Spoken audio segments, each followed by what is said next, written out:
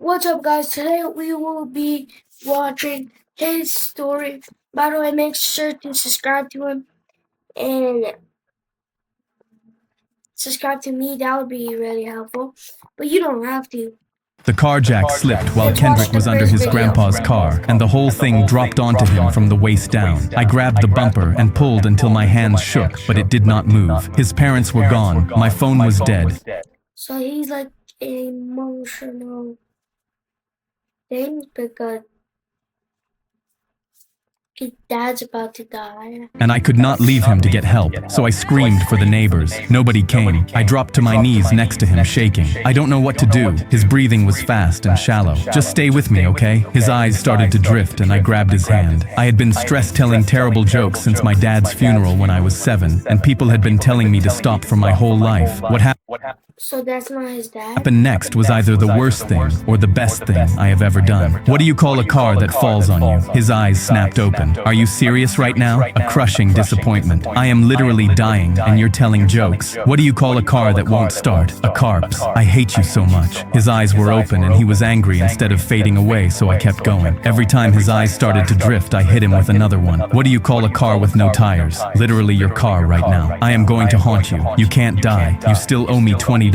He was laughing and crying and screaming at the same time. I hate you. After 45 minutes, a neighbor pulled into their driveway, saw us, and called 911. I kept telling jokes in the ambulance because I couldn't stop. At the hospital, they rushed him back, and 3 hours later, the doctor came out. If he had lost consciousness, his blood pressure would have dropped, and he would have bled out. The only reason he was alive Oh. So he was about to die, but he saved him. was because he was so mad about my bad jokes that it kept his blood pressure up. The car jack slipped while That's a crazy way to... Yeah. Okay, let's watch this. I was on a field trip with my class in the wilderness when I tripped on a rock and my phone fell out of my hand. I watched it tumble down the steep slope until it landed somewhere far below. If that phone survives, I'm gonna crash out. My heart dropped. We weren't even supposed to have our phones out, but I snuck it in to take pictures. Up ahead, the group kept walking. I couldn't tell the chaperone I dropped it, because she'd know I snuck my phone out, and I'd get in huge trouble. But my mom would also kill me if I didn't come back with it. I spotted it down the slope, screen still lit, my own face glowing back at... What do you mean? It fell down that far, lands on his face 5 times, and it still survives.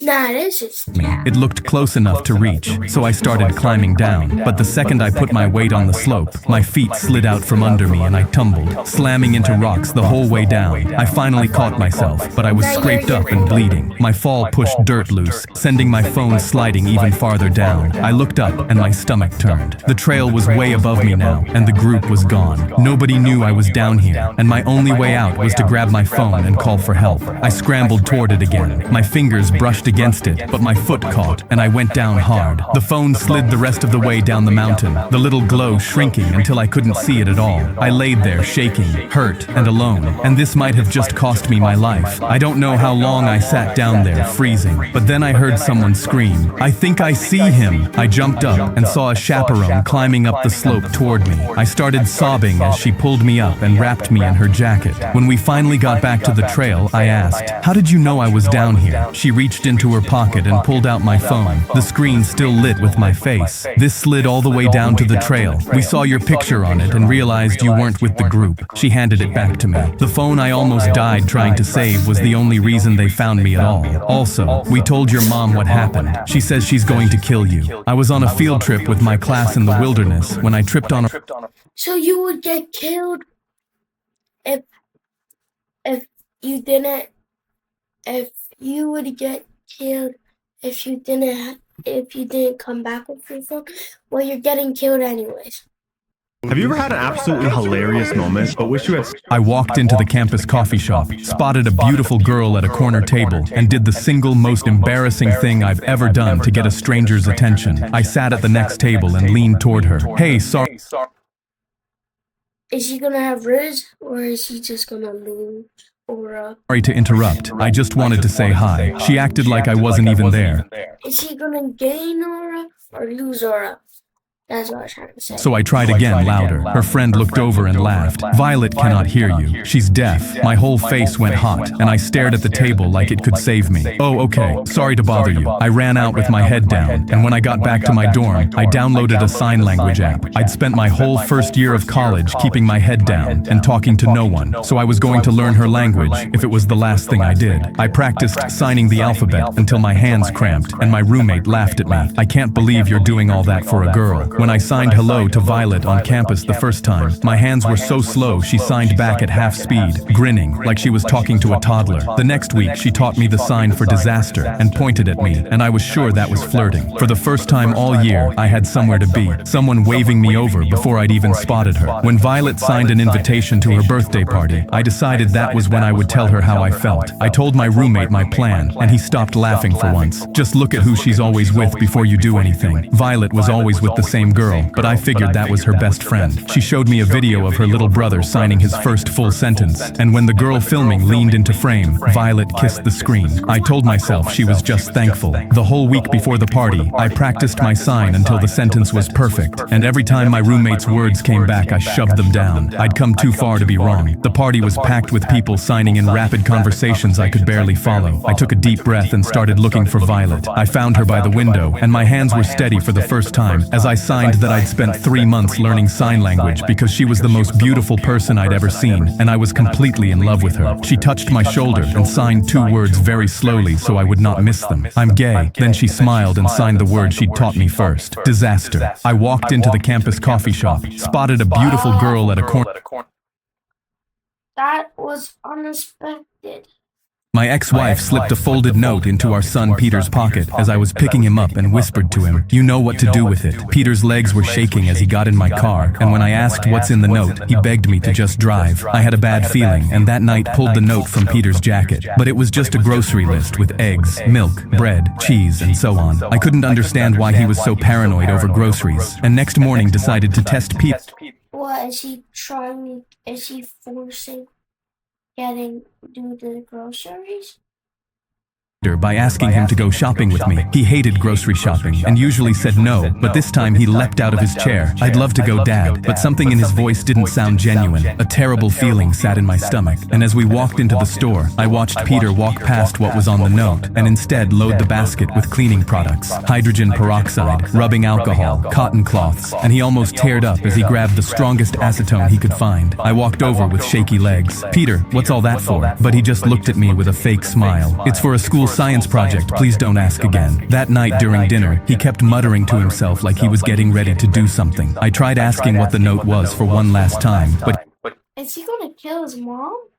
he pushed his plate away and threw the fork at my face. "You don't want to know," he cried and ran upstairs. I sat at the kitchen table rereading it until 1 a.m., looking for anything. I eventually went to sleep, but after I drifted off, I woke up to machines beeping around me. I was at the hospital with bright lights shining on my face. I asked what happened, feeling lightheaded. The doctor pulled out Peter's note and asked if I recognized it. I said yes, and he immediately explained that the first, third, and last letters of every word in this note spelled out the chemical formula for an extremely strong sedative. Peter didn't buy the acetone and the peroxide for a science project. He bought it to create the sedative and held the soaked cloth over my face while I slept so I would pass out. Then he unlocked the door for my ex-wife and her new boyfriend to come in and rob my house so they could pay off his debts. I gripped my head and asked the doctors where Peter was. "He's at the station, right? He's saying he didn't want to do it." Apparently my ex and her boyfriend had threatened him into doing it, saying they'll send him away if he doesn't. My ex-wife slipped a folded note into our son Peter's pocket as I was picking him up and whispered to him, "You know what to do with it." Peter's legs were shaking as he got in my car, and when I asked what's in the note, he begged me to just drive. I had a bad feeling, and that night pulled the note from Peter's jacket. But it was just a grocery list with eggs, milk.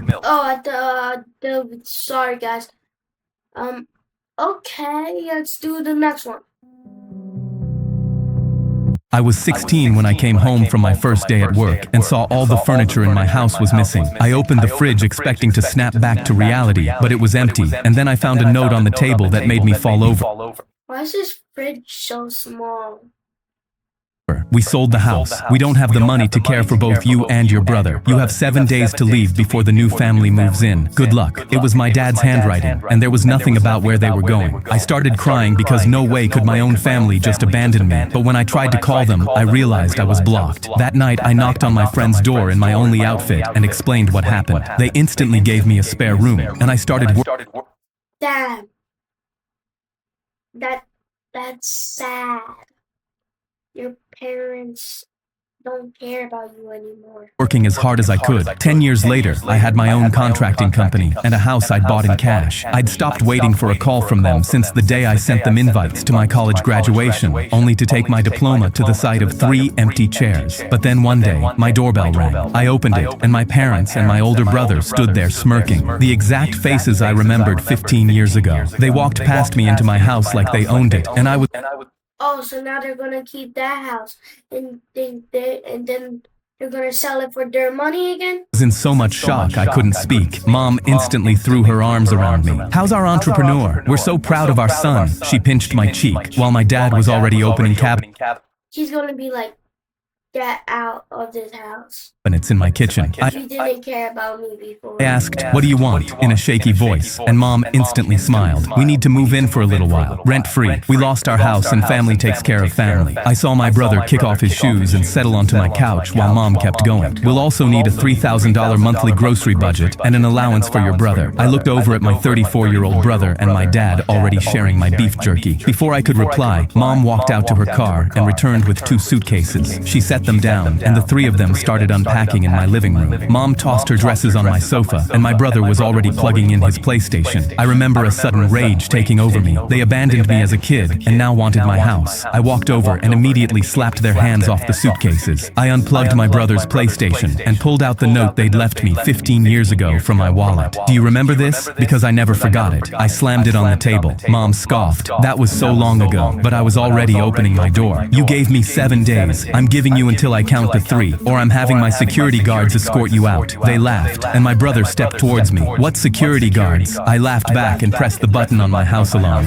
4 trained men instantly walked in. They grabbed my parents and brother by their arms. My dad yelled, "You can't abandon us, we're family." But I laughed. Funny, that's what I said 15 years ago. They were escorted out, still begging. I was 16 when I came home from my first... That's what happened. My little sister threw down my Nintendo and ran to the window. "Look, there's a rainbow. We need to find the pot of gold at the end of it so we can be rich." I was about to tell her the truth, but Let me guess, there's actually gonna be a pot of gold. she was so excited she was bouncing up and down, and I couldn't bring myself to break the news.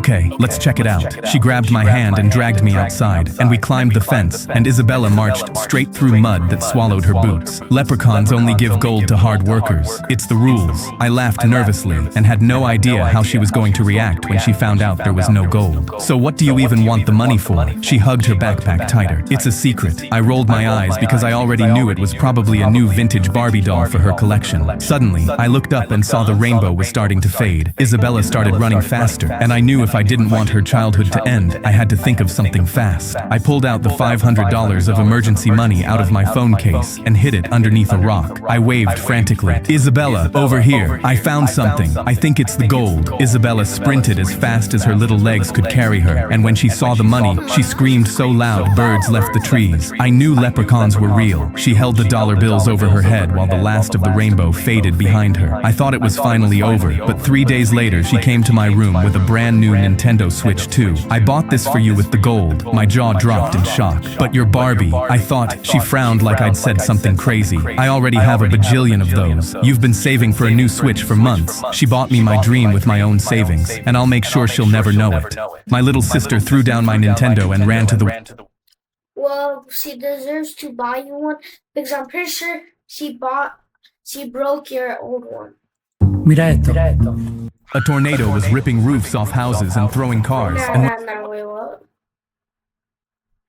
A tornado was ripping roofs off houses and throwing cars, and when I saw it heading towards my house, I grabbed my son Toby and ran down the basement stairs. Toby shouted, "Daddy, I'm scared." "We're okay, buddy." But that's when the tornado shook the house, making Toby cry so hard he started choking. His weak heart would stop if he kept panicking, so I had to calm him down fast. I rubbed circles on his back, whispering, "Shh, I've got you." But sweat dripped from my forehead when I felt his heart pounding quicker. So I started singing his bedtime song, "Time for bed, my little guy." But my voice cracked when the tornado threw a car into our house, and the alarm blared above us. Toby screamed and dropped his dinosaur plushie. "Daddy, make it stop!" And his heart slammed against my chest. I knew I was running out of time, so I yanked my phone. So your dad is God, so like, you're like, "Daddy, make it stop." He's just gonna like, okay, tornado stop. Snaps his fingers, it makes it stop. That sounds pretty realistic. And played his favorite song instead. But Toby's eyes rolled back as his lips turned blue and his body went limp. I tapped his cheek. "Toby, no, stay with me, buddy." I didn't know what to do, but then I remembered seeing videos of people making songs with Suno, so I downloaded the app and hoped making a song would calm him down. "Buddy, you want to make the silliest song in the world with me?" What? No way.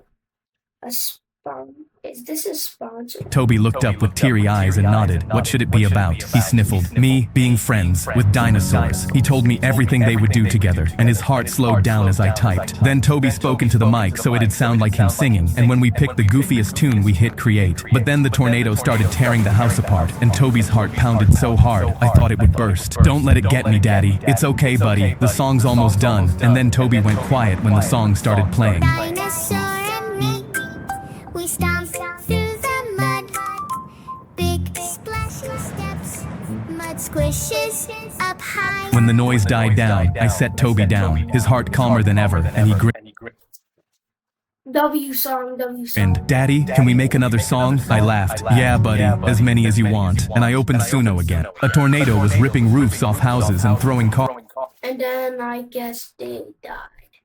My girlfriend's son charged at me until I fell over on my stomach and jumped up and down on my back screaming, "Are you my new daddy?" I took a deep breath, and when his mom mouthed, "Sorry," I plastered on a fake smile and mouthed back, "It's all good." Because even though I knew she had a son, I didn't know he was crazy, and part of me didn't want this anymore. How was I supposed to tell her that? When it was time to sit down and eat the homemade lasagna I'd made, Ben twisted a loose bloody tooth out of his mouth and shoved it in my face. "This is for you. You can use it to get money from the tooth fairy." Turned to my girlfriend and asked if she wanted to go on vacation, just the two of us, because I signed up for a girlfriend, not a kid who used my leg as a jungle gym. But she smiled ear to ear. My son would love that. And a few weeks later, when we were at the hotel, Ben was starfished across my chest, painfully plucking the individual hairs on my arm. His mom kissed his head and grabbed her purse. "You guys are so cute. I'm leaving to get ice. Enjoy your bonding time." I yanked myself out of bed and reached my hand out. Wait, but the door had already clicked shut behind her. I quickly grabbed his backpack and took out the drawing that was sticking out. "What's this, buddy?" I knew if I didn't make conversation with him, then he'd find a way to attack me again. He whispered, "Open it." I unfolded it, and at the top read the words, "Draw your family." And below, there were 3 stick figures. The one labeled Dad had 2 different colored eyes, and I knew it was supposed to be me, except he'd drawn it off to the side. I didn't want to draw us all together yet, in case you didn't actually become my new daddy. I read the drawing twice, and my heart broke. The whole time,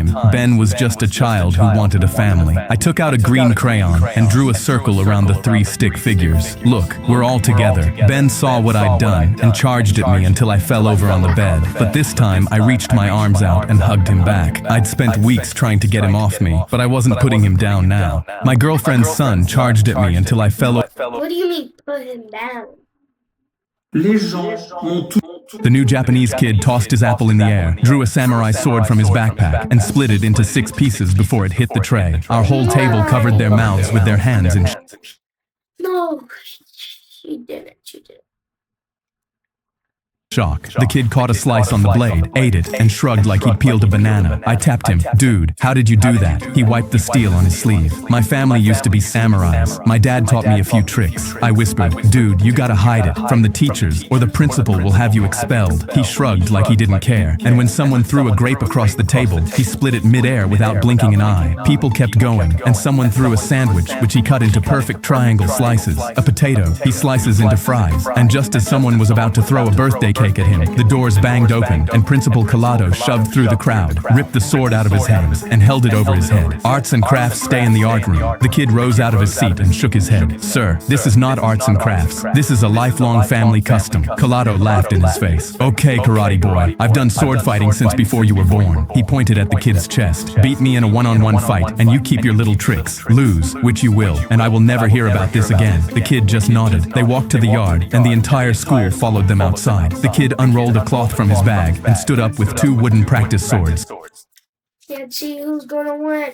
I'm putting my bets on her or him. He tossed one to Collado and kept the other. Collado came in swinging, wild looping cuts. Come on, dance for me, karate boy. The kid snapped his sword up, blocked it clean, and didn't swing back. Collado swung harder and harder, but the kid kept dodging it. He barked, "Stay still!" and he reared back to bring his sword down overhead with both hands. The kid stepped in, caught the chop on his blade overhead, and cracked his own sword across Collado's wrists. The wooden sword dropped into the grass. The kid swept Collado's legs out and dropped him flat on his back, then set his blade against his collar. The yard went dead silent. The kid lifted it away and pulled Collado up by the hand. That one was a trick my dad taught me. He pulled his sword from the dirt, slid it into his bag, and shrugged I guess we know who like none of it mattered. And by the way, it's not Karate Boy, it's Samurai King. 400 kids lost their minds. The new Japanese kid.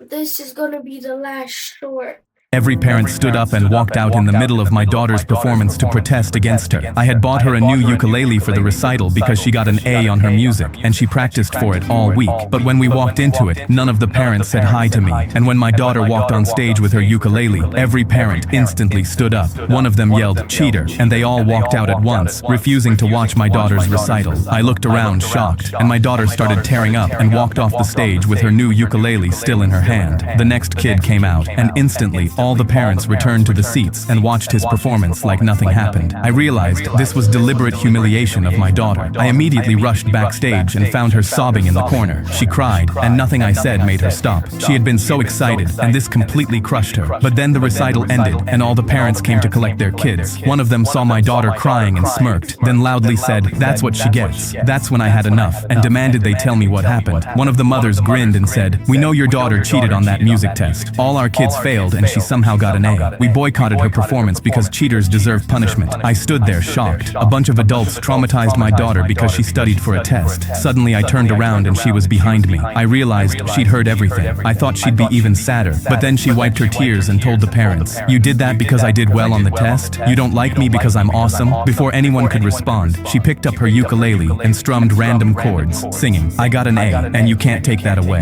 Her tears were gone, and the parents stood frozen. They tried to avoid seeing her perform, and were now forced to watch her perform a mockery of them. My daughter later asked why they didn't like her for being awesome, and I pointed to her A and told her people will only try to tear you down if they're unhappy with themselves. Every parent stood up. If you liked today's video, then please subscribe and like this video. Bye!